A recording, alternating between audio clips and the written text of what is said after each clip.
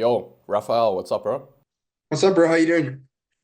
Good, good, good, good. Happy to have you on here. Basically, this is the second episode of the podcast I'm trying to run up with South African entrepreneurs, seeing who's making money online. And yeah, I found you on Twitter and saw you doing numbers, so I had to get you on. So why don't you just tell the people who you are and what you do? Yeah, appreciate that, bro. So, my name's Rafael. A lot of you may probably already know me from TikTok. I'm a bit interesting there. But yeah, I'm 17 years old. I run a content agency that makes around 15K a month now, I want to say. I've been running my agency since last year, April.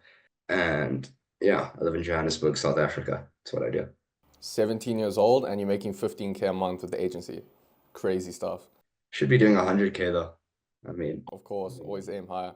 A lot of people hear that, they're like, probably think you're lying, bro. I haven't seen all your TikTok shit, but I saw you posted the comments or something. Just people in South Africa, they always think you're lying. What do you have to say to them? fucking hate's crazy, bro. I literally made like, I don't know if I can show this on camera. I made fucking, I don't know if you can see this. It's like 2 grand yesterday. That's not really focusing. So for the haters, I don't really know. It's interesting because I think the big thing in this space is like there's been a lot of like drop shipping and trading scams. So when they see someone who's doing something different, like a content agency, it's like a whole new thing, and they think, oh wait, new scam. Like what is this? You can't make money with this. I don't know. Hmm. That's just me. In the TikToks, do you say what you do or do you just post screenshots? Say what I do, it's a mix to be honest. I'm just trying to grow my brand there. I give advice. Sometimes I show screenshots. I don't really like to, but that's what goes viral. And obviously, I don't get those annoying comments, so I do it sometimes. But I'm trying to do less of that. Yeah, probably the main reason they think you're just one of these other scammers is because based on the TikTok content, that's one thing. Anyone can really fake screenshots and if they don't know what you're doing. But then if they had to see your Twitter, obviously they'll see you followed by people in the agency space. They'll see that you're actually tweeting shit like about what you do and you're consistent on there. So it's like a very different type of content and it's very different for people to see that on Twitter compared to TikTok. But obviously no one follows you on Twitter from the SA space, right? Yeah. Not a lot of people. I know a couple essay entrepreneurs. Andro, he's in Cape Town too. He does the same thing as me. Liam, he's killing it with ecom. I know Sater too. I worked for him back in the day. OG. I remember when he started drop shipping. But yeah, it's interesting what you say. Obviously, TikTok's a lot different. There's a lot of sort of like scammers, like you say. It is really easy to fake screenshots. But I also think the audience on TikTok and Twitter is completely different. It's completely demographics. I'd like to say that people on Twitter are just smarter than people on TikTok. People on TikTok are a bit brain dead, so that could be one of the reasons. Yeah, obviously, 100%. Were you surprised when you got so much, haters and backlash on the TikToks? I was really surprised actually, because I thought I did get a lot of comments asking how, even though I said how in the video. But the hate really surprised me, especially like I have videos where I show screenshots, whatever, and then guys will still say it's fake. And then I remember, I don't know if I can show it, but one time my boy got me this. Let me get it. He got me this fake Richard Millie here as a birthday present. And then I made a TikTok saying how I bought this $500,000 Richard Millie at 17. And then I literally said like 10 seconds in, I know it's a fake, guys, but it's funny. Then I still got comments saying scam, fake, blah, blah, blah. I don't get it. I Crazy. don't get it. Yeah. There's just a lot of jealousy in South Africa. I think that's the main thing, right? Like, it's a very different world compared to US. Like, people make money in US and overseas. So when they see someone else making money, they're not as skeptical. But here, just there's so few people actually doing it. And there's so many scammers. Like, I just dropped a video on my YouTube about Forex and like all the scammers who do that in South Africa. And people are used to that type of shit. So when they see someone who's potentially making money, they obviously their first assumption is that you're lying, you're a scammer, just because South Africa, that's how it is here. But you just have to keep posting, and eventually, once they see shit like this, they see that you're followed by this and that person, they eventually believe you, I guess. No, 100%, 100%. Yeah, it's funny that you say Forex because literally when I was driving once, I saw a guy in a C63 AMG. And then on the car was this like whole Forex scam course, like the name of the course, and it says buy my course. So I guess it kind of makes sense.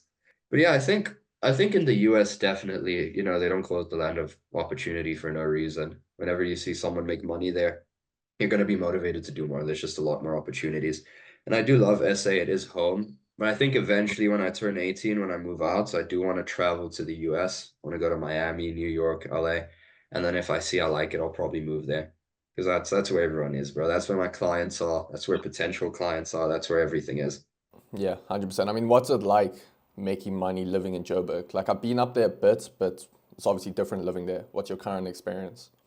Very good question. It's actually, I don't really think much has changed, to be honest. Obviously, I can buy what I want, nice clothes, go for nice dinners, whatever, which is nice. But I don't know. I feel like it's still the same. Maybe because too, because the dollar does really well here. Like $1 is like 20 rand, so that could be a factor. But I wouldn't say it's like this monumental, life-changing thing. Because the important things are still the important things. Your family, your friends, your relationship with God, all of that. Money isn't gonna, give you all of that. You need to become the actual person who can get that and get what he wants. But I'd say it's good, bro. I think the best part, honestly, is I went to Europe, I think it's June. I went to Europe last month, and then towards the end of April too, I was there. So the best part is definitely being able to travel. And my parents want to travel as well. That was pretty cool. Yeah, I mean, I'm looking to go to for the Euros. It's gonna be a bit late, but I'm going with a friend to next month. We're gonna go for like 30 days in Germany, France. And I mean, my main concern is just making sure that I can still work and do all the agency stuff. I mean, while you were in Europe, what was your experience? Were you still working a lot, or were you more just having fun? Oh, that's fire, bro. I was more just having fun. I tried to work, but there's like so many distractions when you travel. I don't know how guys do that like 24/7. The only time I would actually like go and sit at the laptop and actually get shit done was when, like, at the end of the day, I go to the hotel lobby, whatever, do a couple Zoom calls, do a couple tasks. But I think because I have a good team, and I delegate a lot of stuff to them, the agency is still able to run with me not being there. Bro, obviously 100% of the time. But to answer your question, no, I didn't work. I just had fun, bro. Yeah, fair, fair. You're saying like you just want to go, obviously to US eventually. What's your opinion on Cape Town? Obviously, I'm this side and I'm biased, but would you come here? I've been a couple times. Cape Town's cool. My friend Jordan, you should talk to him too. He's South African. He's a year older than me. He owns a yacht chartering company, and he's Okay. closed a couple charters. He's an absolute G. He lived there. He moved here, and he says Joburg's better. Like Damn. in terms of like just connections and stuff, because his dad is also a real estate agent. He's friends with really high connected people. He says that Joburg's better and that Cape Town's more of a sort of like kind of like Ballito, like Durban, beachy location, like where you go to just relax. But he says in Joburg, that's where it's. But I like Cape Town. I've been there a couple times. I'm definitely gonna go again after exams, hopefully for like a weekend or a week or whatever. I just have to see what my parents say. And obviously we can do a meetup, we can hit the club, whatever, have fun, but I like it. Yeah, I mean, it's a bit different if you're doing IRL business or if you're doing online business, right? So I was trying to push like music videos. That was my thing last year, and I was working with all these artists in Cape Town. But I was like, damn, I need to move to Joburg because all the artists are seen as in Joburg, and that would, you'd have to do that. But I think for what we're doing, when everything's online, it doesn't matter where we live in the world. Like, as you said, Cape Town, it's a very party almost city, and you can just, chill, go to beaches. So I mean, I think for the online entrepreneur, maybe Cape Town is better. But if you're actually trying to do like physical business, Joburg's definitely where it's at. Oh yeah, 100% I agree. Actually, yeah, that's a really good point. Because at least with Cape Town, it's like, whatever, you can pull up the laptop, look at the beach, go to a restaurant, work, it's all chill. You don't have to, I don't know, it was like this when I went there. I don't know if it's changed, but you don't have to worry about being robbed. Here in Joburg, it's like, gotta keep your phone in your pocket, all of that shit. Even in fucking Sandton, where it's supposed to be, the upper class, there's still, like, these funny people walking around, all of that. So, yeah. Santon's the only place I've stayed. I was at the hotel there, I forgot the name. Is that like where you stay? Because Santon's pretty nice, I won't lie. Oh no no no. I stay pretty far out. I stay on the east side of Johannesburg, which is everyone makes fun of for being like the child they don't like, the part that no one likes. So it's pretty dry here. But for the spot where I go with the homies, we usually go around Sandton, Rosebank, Melrose Arch. That's the best place in Joburg, in my opinion. Yeah, I mean, yeah, Joburg's cool. I wanted to go back to Twitter because, I mean, money Twitter, obviously, a lot of people, if they're South African, they don't know what that is. And if they had to be on there, they'd be like, what the fuck is going on? Because there's just so many people making so much money. And it's almost like a bubble, right? Once you're on there for long enough, your brain like just looks at money differently and you think everyone's almost making money. So once you actually look at the real world and you see people around you in South Africa, it's like, what? This is so different. So I don't know what your experience has been like, but for me, it's been like completely mind almost altering because you see these people making fucking $500,000 a month and you're out here, everyone in South Africa is struggling for 20,000 Rand a month. I mean, what's your opinion on it? Yeah, I agree with you, bro. I had the same experience. Finding Money Twitter was a fucking game changer for me. Because I did like video editing the videos for myself a while back.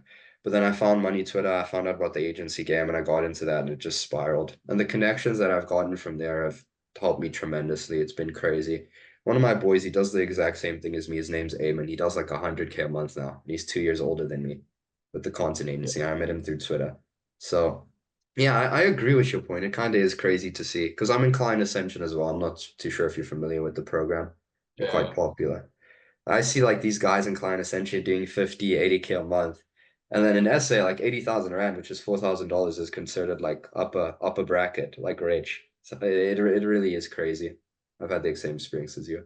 Yeah, I mean, sometimes you feel like you're making so little, although when you look around you, people in South Africa are like, wow, you're doing well, like what? Whereas in your head, you're like, fuck, I need to do more, I need to make more. So it's almost like puts your expectations and your reality like out of order almost. But I mean, I guess it's a good thing ultimately. It's a good and a bad thing. Double-sided sword, but yeah, it's interesting. That's also one of the reasons I want to go to the US because 15K a month here is like fucking top 1%, you made it. But in the US, Mhm. that's just like upper middle class. And if you go to Miami, one of my friends stays in Miami, Davi, he pays like 4K a month USD for rent for an apartment. That's like 80,000 Rand. So I feel like when I go there, like, and I've been to Dubai too. Dubai was cool. It is a bit expensive, but not expensive as everyone says. But Miami in the US is, from what I've heard, is really where it's at. Because imagine, bro, you're gonna be paying 4K a month for rent, plus Mhm. everything else, plus Uber, plus dinners, plus normal expenses. You're obviously gonna want to elevate. Yeah, I mean, you're definitely right because here you can get comfortable making like fucking, as you said, 80K. You could be like, wow, I'm the G. I'm making this money at a young age. Whereas in US, they'll laugh at you. Like I have a friend actually, he's from South Africa. He works in my agency. And he posted a screenshot of 5K a month on Twitter. Like this was his first time hitting 5K USD a month. And he was so happy, he posted the screenshot to like almost flex, and he got roasted in the comments, bro. Like absolutely destroyed. Like, bro, 5K, that's broke. That's what everyone was saying in the comments. Whereas here, that's a lot of money. So it's just such a It's different, like like, 100,000. yeah, it's like Yeah, 100,000 Rand. And that's they're just like, no, you're broke, bro. So it's just like crazy how much you can elevate once you're around that sort of, people with that mindset and like-minded people. people. Yeah, Yeah. it's insane. Well, yeah, it's a huge mind shift for sure. I agree with you. Because when I started, my goal was just make 100,000 Rand a month. I'll be good. I'll be whatever. But then when I hit my first 5K USD month, which was last year, April, I want to say, I was like, okay, cool. This is nothing. What's next? I still got to pay my team. I still got to take care of all the software costs, and then I'm left with not as much. So I just need to make more. And even when I hit my first 10K month earlier this year, it was the exact same thing. Because everyone glorifies, 10K a month USD, your life's going to change forever. But I just realized that as bad as it sounds, it wasn't that much, especially if you have a team and especially all of that stuff. So yeah, just got to make more and put yourself in a position to make more. Yeah, I mean, maybe that's the one downside of a content agency. There's a lot of expenses. So all the softwares, all the team members comes to a lot. Like profit margins, like they're still going to be good. You're still going to make good money, but you have to scale the agency to quite a lot if you want to really make good profit. Yeah, 100%, 100%. One of the things I believe in though is always paying my team well. Because when it comes down to it, I still do like scripting, I still write the VSL, I still manage the customer journey, but they take care of the real heavy lifting. They do all the editing, they make sure the videos are all good, they do all the revisions with no complaints. And that's why I pay them all.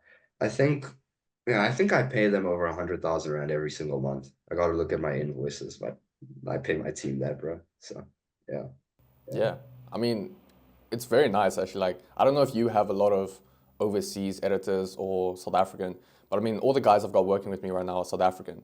And like, when you can pay guys money that's good in South Africa, like it feels good for you, bro. You're giving people like a fucking salary that they don't have to go to university and they don't have to do all this random bullshit. So, I mean, it's a good feeling having team members that you're helping. 100%, 100%. My editors are all from overseas. I don't have any from SA, but they're from third world countries too. So 100% know what you're talking about. Yeah, for sure.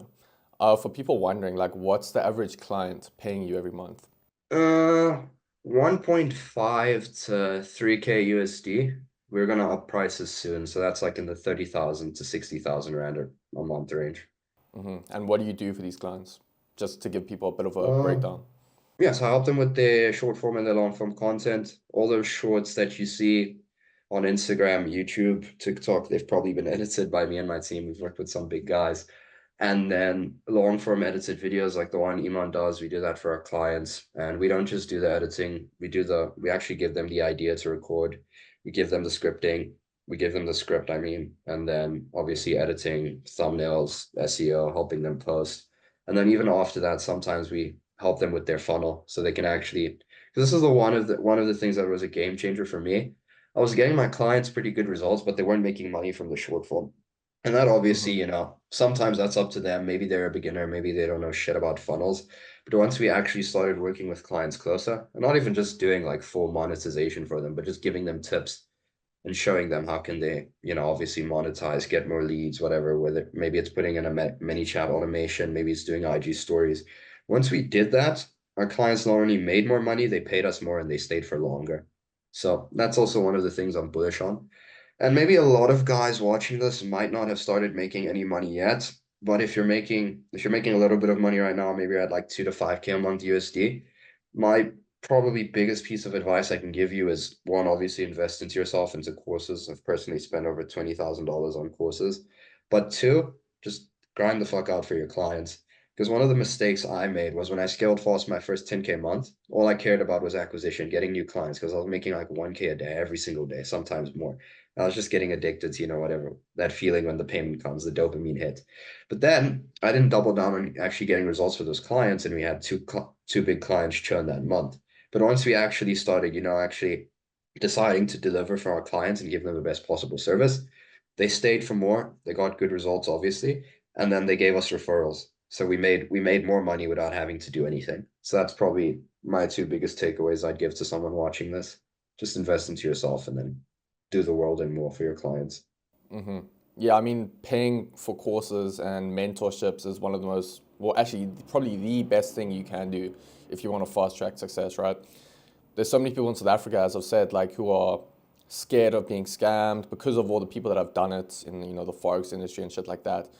And they don't understand that you actually, paying for a good program is going to get you results so much faster, and you need to actually do that. Like I haven't paid nearly as much as you, but I've also joined, like, I don't know if you know, you real lazy fuck, David Hunter on Yeah, I Twitter. know David Hunter, he's a G. Yeah, yeah. So I'm in his program. I mean, when I told people how much I paid for that, like people in South Africa, they were like, "What the fuck? You spent that much money on a course?" I'm like, "Yeah, because that shit is gonna help me make 10x that." So people just need to Yeah. get over that.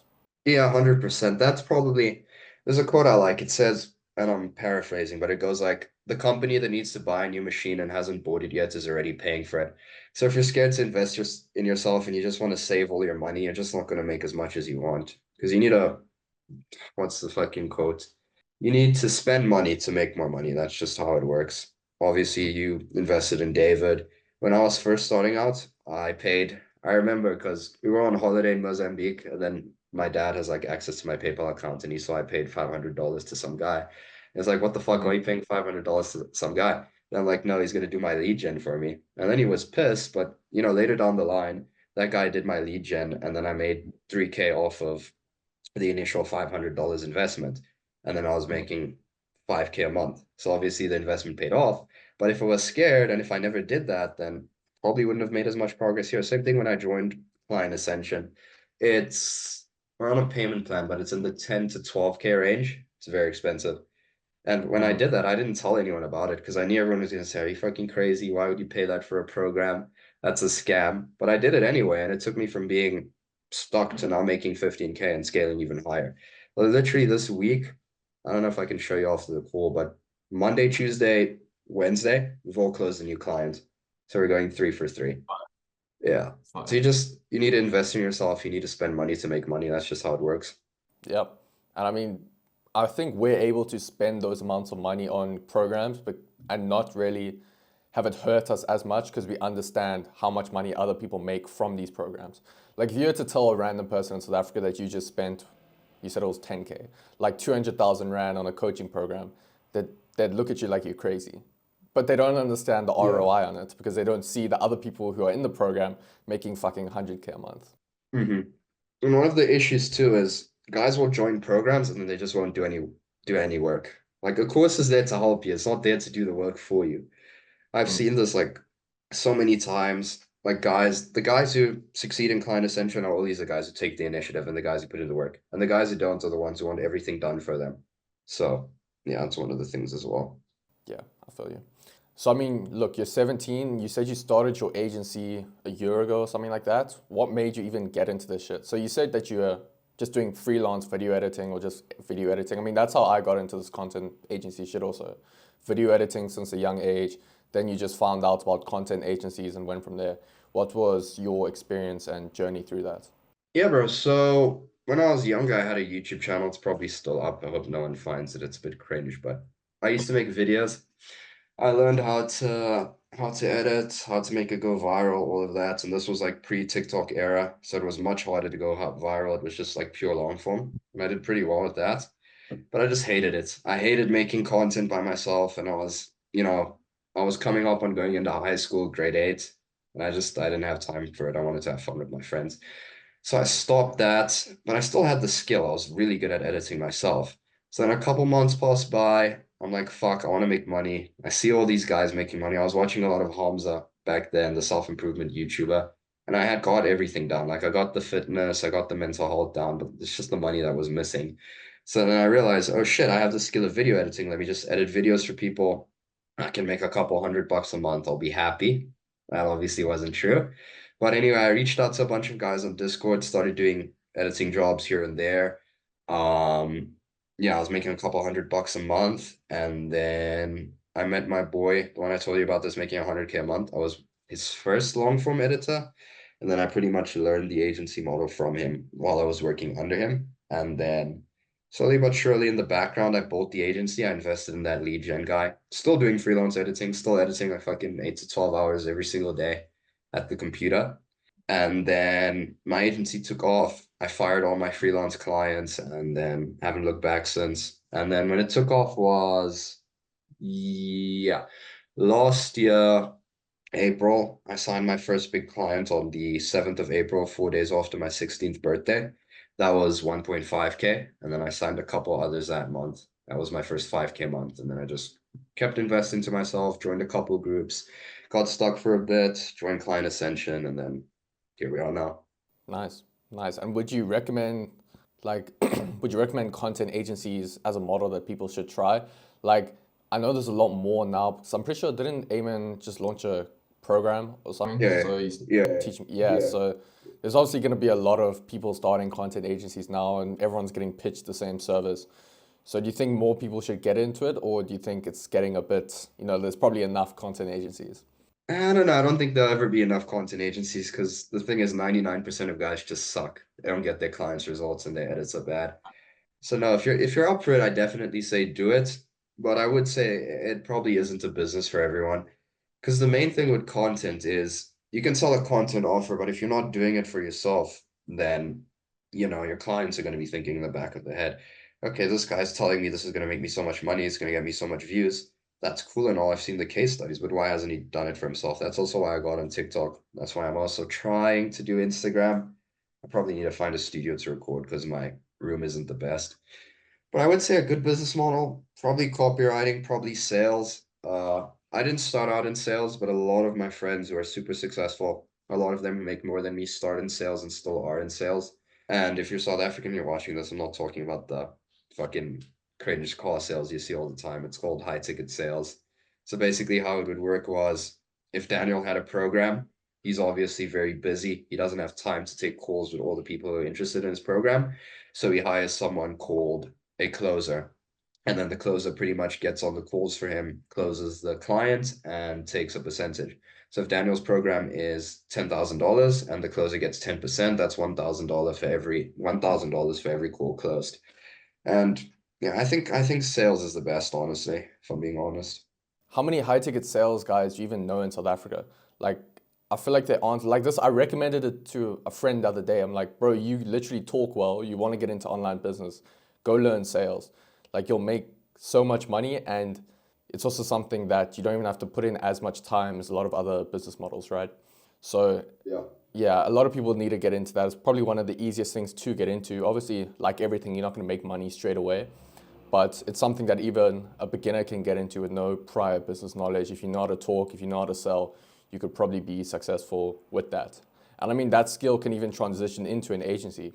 Because once you know how to sell, then of course you could start an agency, choose a service, and then you're probably going to be successful. Yeah, 100%. And the thing is, you do have to know how to talk well for sales. And for some people, it'll take you a while to learn that, whatever. It's just something that some people are born with, like naturally good. You know, that guy that just knows everyone. That guy would crush it at sales. But even if Yeah. you're, quote unquote, anxious to get on the camera, you can still do setting, which is another version of sales for the people watching, except so let's go back to the analogy of Daniel's coaching program. Obviously, these guys need to first be sold on the idea of booking a call. So they're gonna DM him on Instagram asking about the program, and then you as a setter literally just book the meeting. That's it. That's your job done. And it's so easy to make money with that. My friend Russell, I don't know if you've seen him, he's the Twitter kid, he's been popping up a lot. He started off as a setter, made 5 to 7K a month. Now he's doing closing, he's making 25K a month, and he's 16. In terms of your agency, what are the main things you did to scale? Would it be DMs, email, cold email? What was it? None of that. Personal brand. I mean, I do cold emails. I do DMs here and there. I'm trying to get back on DMs, but not automated, manual, which is a bit different. But just Mhm. personal brand. Going on Twitter, I think I have 2K followers there now, but I'm obviously followed by quite a lot of highly connected guys. So just personal brand, posting content, and then actually talking to people. Because a lot of guys like they'll try to sell everyone, but you should make friends as well too. It's like it's not just fucking sell, sell, sell. These people are humans too. They can be your friends. And literally, the guy I closed last night that I made 2 grand from. I've known him since like last year just from Twitter, and we kept talking, talking. And then he told me, if I ever need content, you're my guy. And whatever, just take that as it is. Sometimes people just say that to make you feel better. But he messaged me yesterday. He's like, yo, bro, I need content. Let's hop on a call. Close him like that. And obviously you shouldn't go into the relationship looking for that. Just make friends, be a cool person, whatever, be yourself.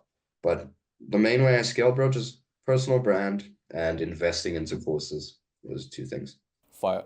So do you only, how many long form clients do you have? Like, is it mainly just short form, like 90%? No, so it's a mix of both. I can't really answer that. When people always ask me how many clients, yeah, I'm like, because the thing is, we do have a bunch of clients on retainer, but we also have clients who come like here and there. So I lose count. I would say it's in the five on the lower end, 10 on the higher end range, maybe more now that we've closed a few. But it's somewhere around there. We do a mix. We do a mix of both short form and long form. Obviously, there's like nuances. Guys are just short form, guys are just long form, but it depends. Yeah. And what are some like the biggest challenges you've had with scaling the agency? Good question. Challenges. I was stuck at 5 to 6K a month for the longest time. And then one of the biggest challenges I had was charging higher prices. Because, yeah, that was a tough one. Charging higher prices and then getting good client results. But what I did to overcome that was pretty much, like I said, I doubled down on client results. I learned more. I looked at what the other guys in my space were doing, how they were getting their clients' results. Like, when people ever post like those free guides on Twitter, I'd always Mm. reply to those. I'd read through them. I'd see if I can do this for my clients, and then I'd implement that. And then the first big case study I had was from a client from last year. Well, not big. I've had a couple other big ones, but this one was pretty significant. His name's Charlie. He has, I think, 60K on Instagram now. We took him from 0 to 60K on IG in 4 months and got him over 10 million views, 5 million views in the first month. So once we got that, it was just like, okay, we've done this. People see that we've done it. He gave us a fire testimonial as well. I did a client interview with him. It's on my YouTube. And then I realized I can just charge higher prices for this because the proof of concept is there. So then it was a matter of case of just, you're not going to close every call. That's just how it is. Then I just kept booking more meetings, and then eventually I closed a few. Nice. And I would say, yeah, one more thing. The good thing about content, especially for you and me, my friend told me this, our close rate should actually be way higher than normal people because, if someone's not good with the price, just lower the amounts of videos for a price that's doable for their budget. Because they still want Hmm. the videos. They don't have the money, and that's fine, Just lower the price. If they want like 30 shorts for if you're selling 30 shorts for 3K, but they can't do that, be like, okay, you want to do 20 shorts for 2K? 2K's in their budget, just boom, easy close.